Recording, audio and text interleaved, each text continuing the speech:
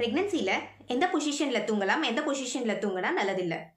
முதல் 3லேருந்து 4 மாதம் வரைக்கும் உங்களுக்கு எந்த பொசிஷன் கம்ஃபர்டபுளாக இருக்கோ அப்படி தாராளமாக தூங்கிக்கலாம். 20வது வாரத்திலேருந்து வயிறு கொஞ்சம் வளர ஆரம்பிக்கும். ஸோ இதிலிருந்து சைட் பொசிஷனில் தூங்குறது நல்லது. முதுகு பக்கமாக ஏன் படுக்கக்கூடாது? ஏன்னா நம்ம முதுகில் ஒரு பெரிய பிளட் வெசல் இருக்கு. இதோட பேரு இன்ஃபீரியர் வேனா கேவா. இதன் மூலமாக தான் ஹார்ட்டுக்கும் யூட்ரஸ்க்கும் பிளட் டிரான்ஸ்ஃபர் ஆகுது. முதுகு பக்கமாக படுக்கும்போது யூட்ரஸோட வெயிட்னால அழுத்தம் ஏற்படும். இதனால பிளட் ஃப்ளோ குறையலாம். இதனால தான் டாக்டர்ஸும் நேரா படுக்கிறத அவாய்ட் பண்ணிட்டு லெஃப்ட் சைடில் படுக்க சொல்றாங்க.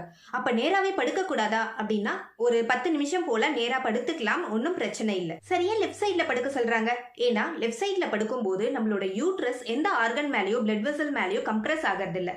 இதனால ஆக்சிஜன் ஃப்ளோ நல்லா இருக்கும். ஒவ்வொரு முறை திரும்பி படுக்கும் போதும் எழுந்து உட்கார்ந்து தான் திரும்பணும், இல்லைன்னா குழந்தைக்கு கொடி சுத்திக்கும்னு சொல்லுவாங்க. இது உண்மை கிடையாது. நீங்க மெல்லமா அப்படியே கொஞ்சம் திரும்பி படுத்துக்கலாம். இதனால எந்த பிரச்சனையும் ஏற்படும்